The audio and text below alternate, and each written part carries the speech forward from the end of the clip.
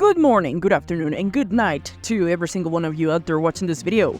Welcome to recent gaming news. We have plenty to talk about, so let's start.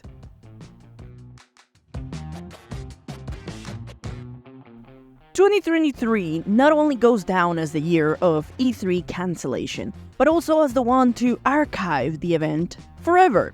Officially confirmed this week by the event organizer, the Entertainment Software Association, after more than 2 decades of hosting an event that has served as a central showcase for the US and global video game industry.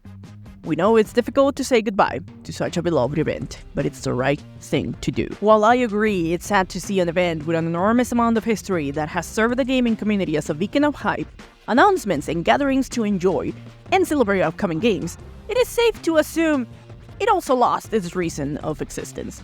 While COVID might have accelerated the inevitable, E3 lost many of its most important presence slowly. Nintendo left to do their own thing. PlayStation did the same. Xbox, as the last one of the big three, left to also host their own showcase. E3 was left with big and small publishers, from which the former, many of them started doing their own showcases. Ubisoft, EA, Sega, and Port Interactive, and others have their own show presentations.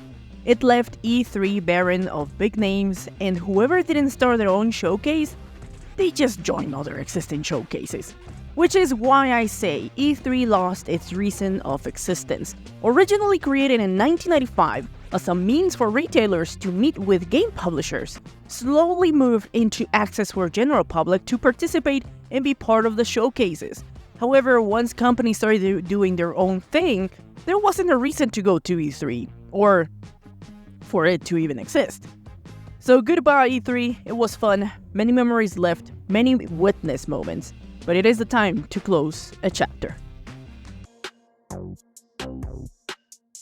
To brighten up, there's something that always brings a good taste. Free, and even better, free games. Christmas time is here, and with it, free games provided by Epic Games Store, starting today.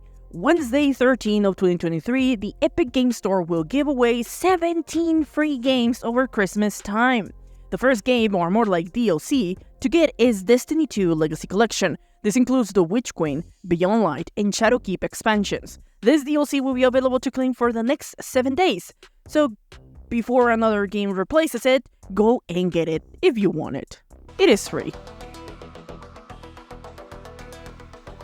Netflix and Disney are some of the streaming services looking to add ads to lower the price of their subscriptions. According to some sources, Game Pass might be the next one on that list. Microsoft is exploring the idea and implementation of adding advertisement into Game Pass. This news comes from a Wells Fargo TMT summit, where Xbox Chief Financial Officer Tim Stewart told attendees about the company wanting to bring ads into the Xbox subscription through cloud streaming, since that option of Game Pass can be used in any device with access to internet and the Game Pass app. Just as is happening on other streaming services, this will be accessible through a low tier of the subscription and work as, for example, you watch 30 seconds of advertisement and enjoy 2 hours of gameplay. For some, 2 hours might not be enough, but I think this tier might be acceptable for casual audiences, which normally spend an hour or 2 of game time, unlike more hardcore gamers that can spend up to 4 hours non-stop playing. Some might see it as a good compromise, but others could be totally against it.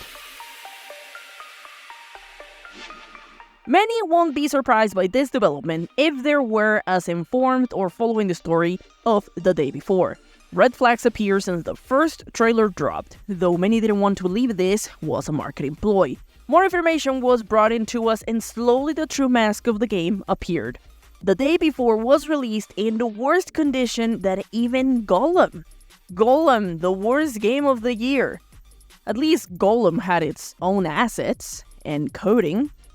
Meanwhile, the day before is a copy and paste from said already made creations. They just bought them.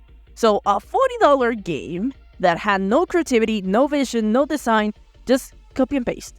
To make matters worse, that copy-paste wasn't even done correctly, as the game suffers from enormous amounts of bugs, visual glitches that make even Gollum look like a game of the year. Imagine Now, 4 days after the day before release, the studio Fnatic announced its closure. According to them, because, unfortunately, the day before has failed financially and we lack the funds to continue. All income received is being used to pay off debts to our partners. Or in other words, nobody liked our game. It's no surprise. So on December 11th, the game stopped being sold on Steam, so it's no longer available for purchase. The studio posted an official statement on Twitter. So if you bought the game, ask for a refund. I say this because for some reason some people were defending the game and are still defending it. Don't refund it. These developers, or if they even should be called that, don't deserve your money. They knew what they were doing, they knew the state of their game and kept fooling around and misleading people with their silly, badly done trailers. Get your money back. Now time for some quick updates. Zelda fans, though they love the newest games like Breath of the Wild and Tears of the Kingdom, many want to go back to the old formula of more linear games. However, one of the producers of Legend of Zelda, Eiji Onuma, thinks those games are games of the past.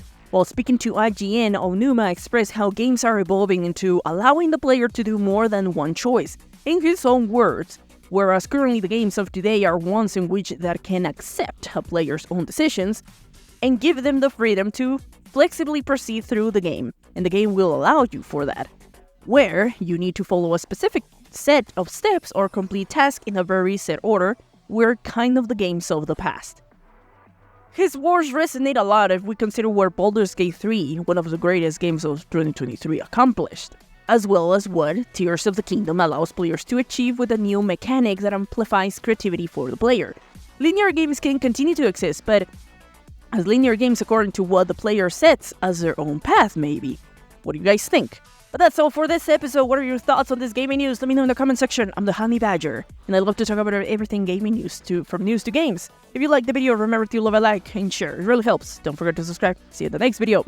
Keep on gaming.